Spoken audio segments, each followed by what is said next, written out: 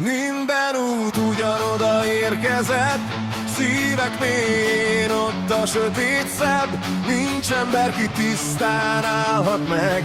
Minden vesztettük a fényt odabent. Vallásos és pogány egy sorban áll. A bűnfalat elválaszt már. Saját erő nem visz közelebb. A törvény tükröt tart, de nem ment meg.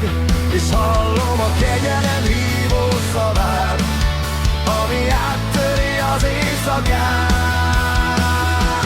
Hitből élünk, nem a tetteinkből, Krisztus által nyílt meg az út. Kegyelem árad minden népre, Isten szeretete nem múl.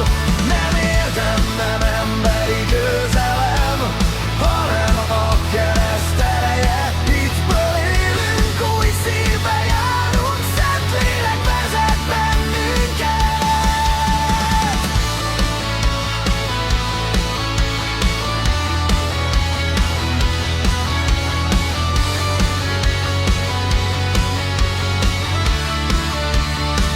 Annak okáért miképpen egy ember által jött be a világra a bűn, és a bűn által a halál, és aképpen a halál minden emberre elhatott, mivel hogy mindenek vétkeztek. Az első ember árnya ránk volt, a világ seben mélyre nyúlt, de Isten terve messzebb látott el, ahol a kegyelem mindent fel. Mert ahol a bűn erősnek tűnt, ott a szeretet még nagyobbra nőtt. Hitből élünk, nem a tetteinkből, Krisztus által nyílt meg az út. Kegyelem árad minden népre, Isten szeretete nem múl.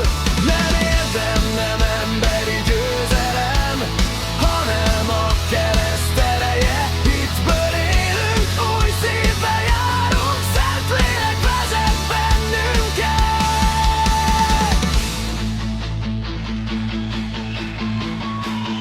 Annak az egynek a bűne miatt sokan haltak meg.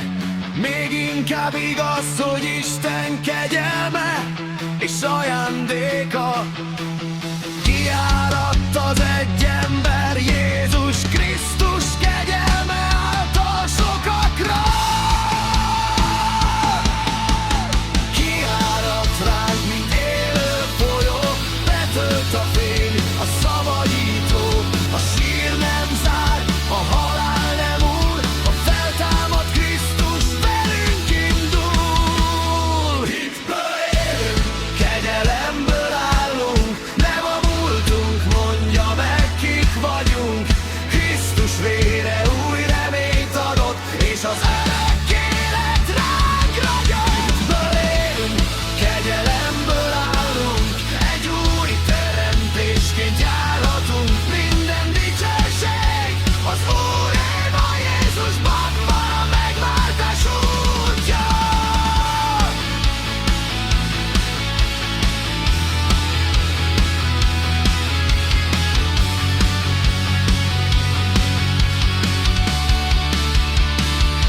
Minden ember számára nyitva áll, a kegyelem majd a javár.